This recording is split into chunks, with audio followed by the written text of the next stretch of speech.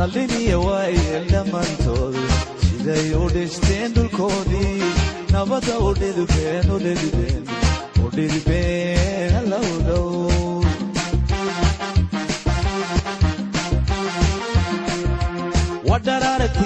wadharaaragtii la taage la dhidbay calankeenii dhallaankeenu nabad ku seeday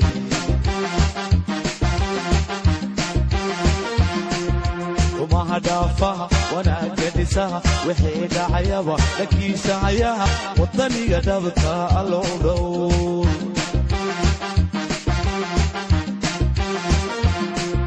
umaha dhaafaha wanaagga dhisaha wixii dhacayaba dhakiisa hayaha waddaniga dhabta allow dhow. asalaamu calaykum waraxmatullaahi tacaala wabarakaatuhu. daawadayaal kusoo dhowaada barnaamij gaar ah oo aan ku eegi doono guddoomiyaha cusub ee dhowaan loo doortay jaaliyadda somalilan ee wadanka holland. kulankan ayaa sidoo kale waxaa kasoo qeyb galay aqoon-yahanka iyo weliba waxgaradka iyo weliba dhalinyarada somalilan ee ku dhaqan wadanka holland. sidoo kale kulankan ayaa waxaa lagaga dhawaaqay guddoomiye cusub oo dhowaan loo magacaabay jaaliyadda somalilan ee wadanka holland.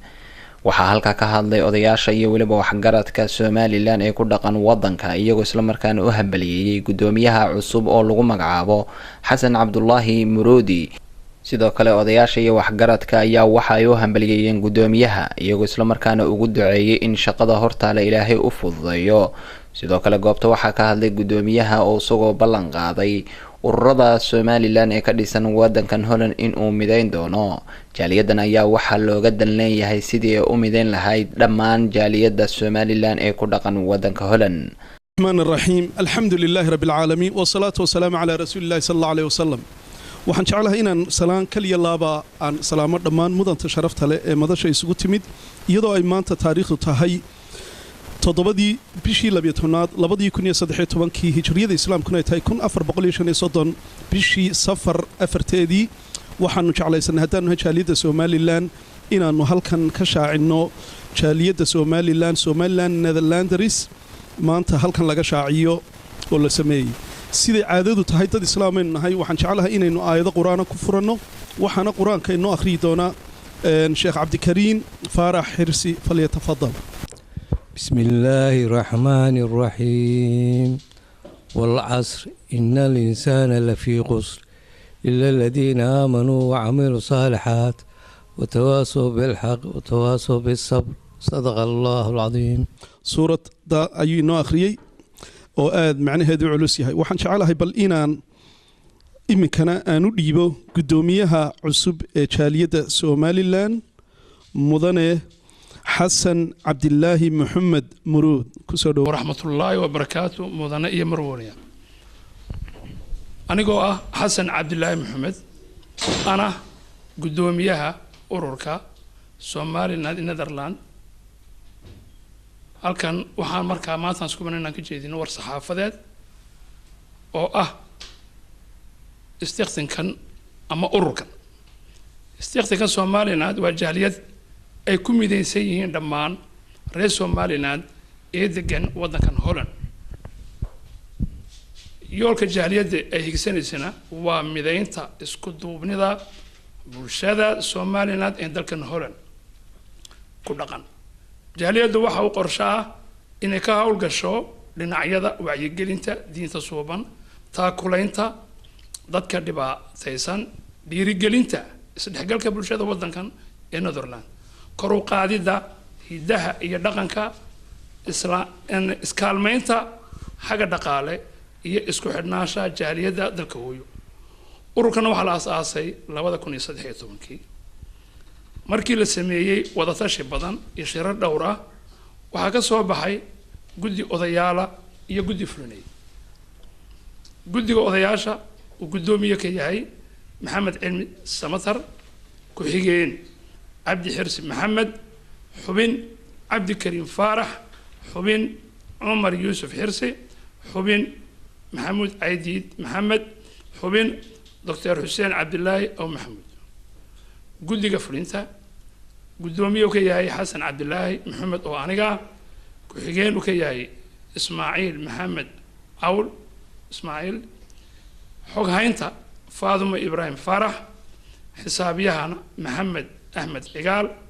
أفايانك أوركنا ونور حاجي حسين عمر حبين بدي مختار عبد حسن حبين أحمد علي حسن أوركاسي وهوشي سنا سدان صور شيء تاي وحرجينا إنه إلهي قولنا كجارسيو كوي وحقبت في عن أول ثامن كرنا إلهي وسيو إن شاء الله تعالى أنا يمكن كعلينا يوركا أفايانك أوركا نور gudoomiyaha jaaliyadu aad iyo aad buu u mahadsan yahay waxa isagana maadaama uu maanta gudoomiyihii maxamed cilmi galaan uu xanuunsanayo oo nu leenahay ilaahay ha shaafiyo dhammaantiin aan jecelahay inaad u soo ducaysaan maanta wuu naga maqan yahay waxa isna jooga ku-xigeenkii oo ah guddiga mustambeedka jaaliyadda Somaliland ama golaha guurtida sida loo yaqaano ama odayaasha ama marjaca loo noqonayo waxaan aad iyo aad iminka ugu soo dhaweynayaa oo garabkayga midig fadhiya mudane cabdi xirsi maxamed oo ku hadli doona magaca guddiga mustambeedka odayaasha cabdi nuur السلام عليكم ورحمة الله وبركاته وإذن سلام يا كل جين مدنية مروبة نقولها نشرف تلادت كان سويمي كوس عدد شاليات سومالي لان وإذن سلام يا سلامة إسلامكم والسلام عليكم ورحمة الله وبركاته أنا أقعد لي جديدة مستنباتك كوكيلة قدوميه إلهي هشافي محمد يكيغبا يكوا كلا يعني شوغبا وحان soo dhaweynayaa ururka maanta bismillah la yiri ee aanu shaacinayno ayaan soo dhaweynayaa waxaan ku soo dhaweynayaa si farxad leh ayaan ku soo dhaweynayaa waxaan u rajaynayaa inuu wax qabad qiimo leh oo horumar leh lagu gaaro iyadoo ururkaas ay sababtay baahida iyo kala qubnaanta iyo haddii ilaahay ka dhigay in dalka Holland yaala ee bulshada Somaliland dhex yaala arintaasaa sababtay muddo badan baa laga soo shaqeynayay maskax iyo waqti badan baa la geliyay waxaan rajaynayaa inuu soo mid mira dhalo noqdo raggi ka soo shaqeeyay ama dadkii ka soo shaqeeyay rag iyo dumarba waxaan leeyahay waa mahadsantihiin waqti badan baa la geliyay maal badan baa la geliyay si sharciya loo maray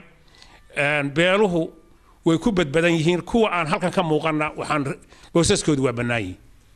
sidaasaan ku soo gabagabaynayaa والسلام عليكم ورحمة الله وبركاته بسم الله الرحمن الرحيم أنا إمك كسو يرى نقونا وحنا شعلا هاي بلينا ندولي ساقو وشيدوينكي لو سميي وشيدوينكي شاليدا سومالي لاندرس نذرلاند لو سميي وحا وحبضان كهدلي oo inoo dhameeyay gudoomiye xasan iyo mudane cabdi xirsi ku noqon maayo halka haddii aan idinka warramo waxa jiray shirar badan oo la isugu yimid waxa ugu horeeyay oo loogu duceeyo loogu wanqalay magaalada Utrecht oo laba shir oo muhiima oo jaaliyad badan oo reer Somaliland ay isugu yimaadeen ayaa iyadu jirtay dabadeetana ambaqaad ayaa laga sii ambaqaaday waxa xigay laba shir oo kale oo jaaliyadu isugu yimaadeen magaalada Nijmegen iyadana halkaas laga sii waday waxa lagu doortay shirkii ugu dambeeyay ee magaalada Nijmegen 9 xubnood oo ah guddida mustambeedka odayaasha jaaliyada ama guurtida gudoomiye maxamed cilmi galaan looga dhigay dabadeed waxa kale oo iyadana la sameeyay guddi ku meel gaara oo 7 ah oo sii wadi doona hawsha dabadeedna waxa lagu heshiiyay oo in la tago magaalada Groningen aan dadka u sheegay reer Somaliland waa magaalo ku taala waqooyiga wadanka Holland ama Netherland 30kii bishii 11aad ee sanadkan 2013 ayaa waxa la isugu yimid magaalada Groningen runtii waxana si shir weyn oo jaaliyadu isugu timid ayaa halka ka dhacay waxa lagu doortay oo lagu xalaaleeyay ambaqaad dabadeed loona doortay gudoomiyaha jaaliyada Somaliland mudane xasan cabdilaahi maxamed muruud ku-xigeenna waxa loo doortay ismaaciil maxamed ismaaciil ama hadba dadka qaar sida u yaqaanaan Ismaaciil Cawl xoghayn Faadume Ibrahim Faarax George naanaysa la yaqaanaaye xisaabiye waxa loo doortay Maxamed Axmed Cigaal afayeenka anoo Nuur Xaaj Xuseen Cumar Xaashi isku dubaridka laba xubnood Mukhtaar Cabdi Xasan Cawad oo run ahaantii maanta shaqo adag u tagay wadanka Ingiriiska ahaana buddhigii iyo raggii sida laxaad kale uga soo shaqeeyay taabagalka iyo ururkan aanu mahad aad iyo aad u ballaaran anoo ka wakiila gudoomiyaha iyo gudidaba aanu jeedinayo iyo Axmed Cali Xasan iyaguna xubno aad u firfircoon ujeedooyinka waa laga hadlay qaabka dhismaha jaaliyadu waxa weeye sida Somaliland ay u dhisan tahay golo guurti oo odayaala iyo golo fulineed ujeedooyinka haddii aan ku yar noqdo waxa weeye sidii dadkan kala lumay ee reer Somaliland la isugu keeni lahaa dhaqankooda iyo caadadooda iyo diintooda iyo walaalnimadooda iyo midnimadoodaba loo adkeyn lahaa aad iyo aad on behalf of the chairman waxaan jecelahay inaan u mahadnaqo salaan qaaliya aan gaarsiiyo dhammaan ummadda reer Somaliland meel kasta ay joogaan gudo iyo dibad khaasatan dadka reer Holland waxaan kaloo jecelahay salaanta mid la mid ah inaanu gaarsiino dadkeennii ugu horeeyo madaxweynaha jamhuuriyadda Somaliland al-Sayyid Maxamed Maxamuud Axmed Siiraaniyo xafidahu Allah wa ricaahu iyo naa'ib ar-ra'iis al-Sayyid Cabdiraxmaan Saylici marwooyinkiisa golaha guurtida shirgudoonka labada gole ciidanka qaranka Somaliland iyo cid kasta oo Somaliland jecel iyagana aad iyo aad ayaan u salaameynaa iyo dalkiiba waxaanuna leenahay ujeedada ugu weynina waxa weeye in la isku xidho dalkii iyo dadka reer Somaliland ee qurba jooga ah ee reer Netherland aad iyo aad baan mar kale ugu mahadnaqayaa dadka jecel reer Somaliland run ahaantii waxaan jecel lahay inaanu haddii Ilaahay yiraahdo wixii guula aanu la qaybsano ummadda Somaliland waxaan ku soo gabagabeynayaa oo uga bixi doonaa Maxamed Axmed Cigaal ayaan isagana kelmad siin doonaa falyatafadal Maxamed waxa kaliya aan u howlada mikrofoonka waxa weeyaan inaan u mahadnaqo dadkan mataqaan maanta ka soo qayb galay halkan maxaa la yiraahdaa ku dhawaaqista ama shirkan saxaafadeed aanu qabanayno inaan aad ugu mahadnaqo mar labaadna aan u mahadnaqo maxay ahayd TV-ga Home Cable TV oo aad iyo aad u daneeya arrimaha bulshada Soomaaliya guud ahaan iyo Somalilandba hadiya jeero goobahaasna mataqaana aad iyo aad uga howlgal aad baan u salaameynaa maamulka iyo mataqaana inamada ka shaqeynayaba runtii waa dhamayseen oo dee ujeedada ururku uu taagan yahay iyo waxyaabo qabadkiisuna waa laga wada hadlay waxa weeyaan kulay waxaan ku sii dari lahaa dee mataqaana jaaliyad kasta yani waxa qabadkeedu waxa ku saleysan yahay sidoo shacabkeedu ula shaqeynayo jumhuurka ama si publigu sida uga soo qayb galay marka waxaan ku tala jirnaa waqti dhow haddii alla ka dhigo marka hawlo ay soo dhamaadaan in aanu jaaliyadda Somaliland ee mataqaana Netherland ka degan in aanu isugu yeedhno inta iman karta magaalooyinka waaweyn marka aan wax qabadkii iyo wixii la soo qabtay aan u soo bandhigno marka tan waa naga sugnahay haddii alla ka dhigo Assalaamu calaykum waraxmatullaahi wabarakaatuh bismillaahi raxmaani raxiim marka hore waxaan mahadinayaa guddiga iyo odayaashaba waxaan u maleynayaa iyagu soo koobeen waxa dee aan ugu soo bandhignay saxaafadeedkan malaa waxaa iyaduna wanaagsan in lagu daro dee dadkana daawanaya inaan u malayn inay tahay jaaliyadii ugu horreeyay la sameeyey laakiin se ay jiraan ururo badan ururadaasoo haween iyo dhalinyaraba aad wax uga qabtaan laakiin waxaa ka duway jaaliyadan ay tahay tani mid wadankan dadka isku xidhaysa oo wadankan ka shaqaynaysa oo dadka rabta inay taakulayso oo waxyaalo badan oo berigii hore aan la qaban jirin oo dadku ay ugu jeedeen wadankii hooyo ayay tani qaban doontaa insha Allah haddii wadanka xaqabanaysa waxay noqonaysaa mar dee sida imika oo kale wadadan ceerigaabo iyo burco lagu qorayo lacagta oo laga dhigay campaign amaraado mid qaran taasoo kale ay wax ka qabato laakiin noqon mayso mid wadankiyadu wax ka qabata ee waxay hawleedu u badnaan doontaan wadankan Holland waxaan leeyahay taasi waa muhiim in la sheego si dee ay u muuqato in urur ay jiraan wada shaqayntana aan insha Allah dilaara ka shaqayn doono والسلام عليكم ورحمة الله وبركاته بسم الله الرحمن الرحيم gabaygan aan doonaya inaan halkan ka soo maanta idiin tiri horta waa gabay cusub xaflad tan ka weyna waan la rabay runta markaa doonaysaa gabaygana waxa la yidhaha seera roob helay sanad hore wixii dhacay ilaa sayn cadduhu baadho sabankiya ilaa loo wanqale saaka waxaa jooga waxaan iman ilaa loo sadhiga ama la saadaasho samhariira kama doogayniyo saawasaawahaye samadiyo dhulkoo laysu firay saacad gudaheeda sarbeebtan la kacay maasadan siinka ka higaadsay salaadii alla iga aqbali soonta rabadaan suxulduubka iyo cayda waa laga sariigtaaye waa sadaqad jaariya abwaan sulux ku baaqaaye waxaa gabaygan sumadiisu tahay seera roob helay sanka weyd la joogsaday abaarsanye laga dayrsay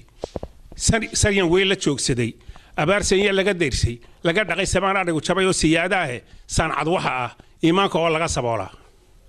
same iyo wanaag yaa qalbiga lagu safeeyaaye somalilan waa cirkoo simay daruurtiiye waa seer maweydoo daaday iyo sagalkii dayreede samaleelka wiilkii badsaday ama se soo jeedka sudunkiiyo nimcada lagu xamdiyey sabigu waa moog sudunkiiyo nimcada lagu xamdiyey sabigu waa mooge soodimaha hargeysa iyo berbera saylac iyo awdal sool iyo sanaag iyo togdheer sabadii buuhoodle sodonguuradii laga heshiy sababtay wiilwaal sodonguuradii laga heshiy sababtay wiilwaale wixii loo samraba eebba waa suuro geliyaa waxaa xumaha lagu suuriyaa saamax iyo khayr sinta laga dhig qorigii wax badan soorku daashaday haddaan nabaddu sidig noo ahayn saad ma furanneen suntii qaraxday siigadii kacday iyo suurkii la afuufay laga kabay siyaadina barre iyo saymihii faqash siraad baa ka baxay caynaba iyo saaxil iyo hawd sooda dhoqoshay iyo ceelxume iyo sixintu jiiftaa saliidda iyo baatroolkii guban waa sal dheer yahay sandareero maaha ee ku baaqsooma jeestuhu sool sandareero maaha ee ku baaqsooma jeestuhu saraar iyo ilaa celfaweyn sayna lagu sheeg sawirrada xaqiiqda ah bulshay soo baxbaa xigi sanduullay ku tahay reer galbeed inay saboodhaan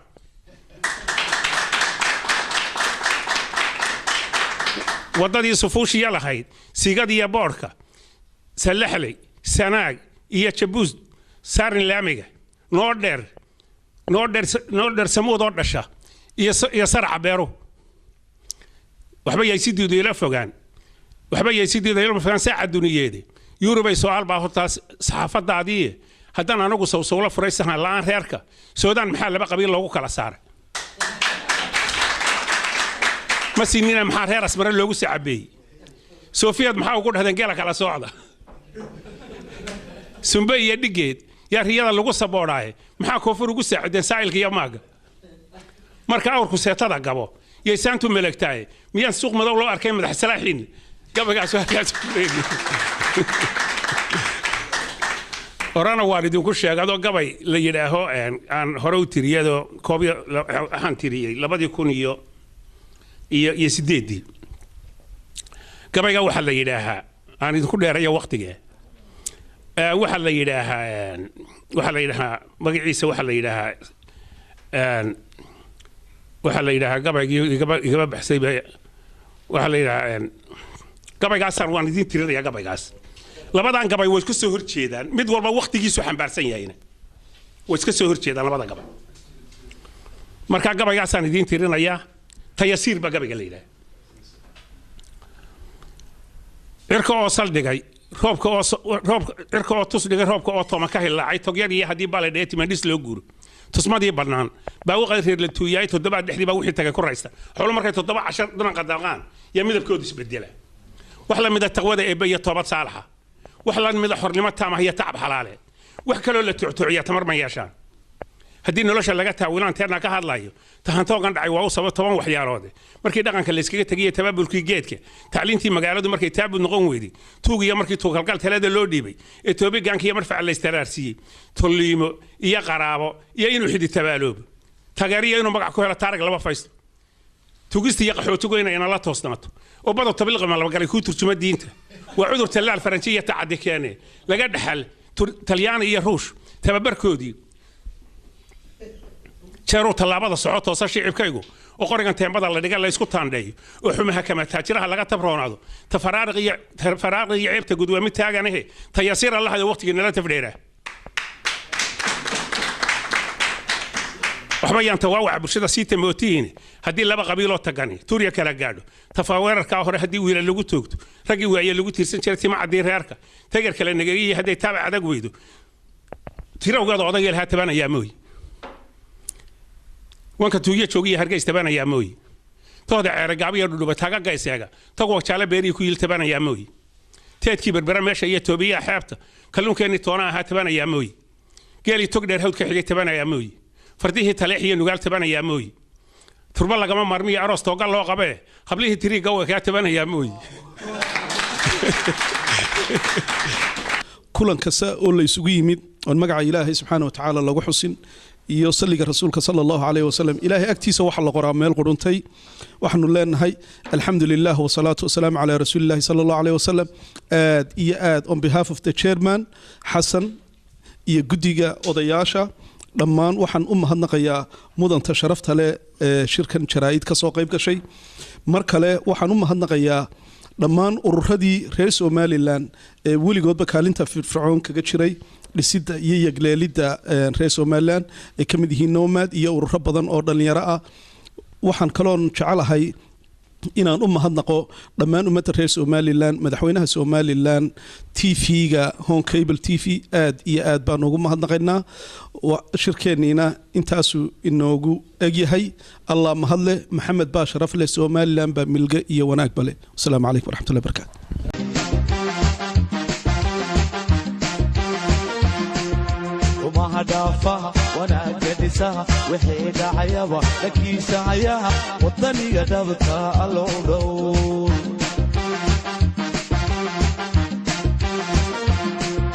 umaha dhaafaha wanaagga dhisaha wixii dhacayaba dhakiisa hayaha wadaniga dhabta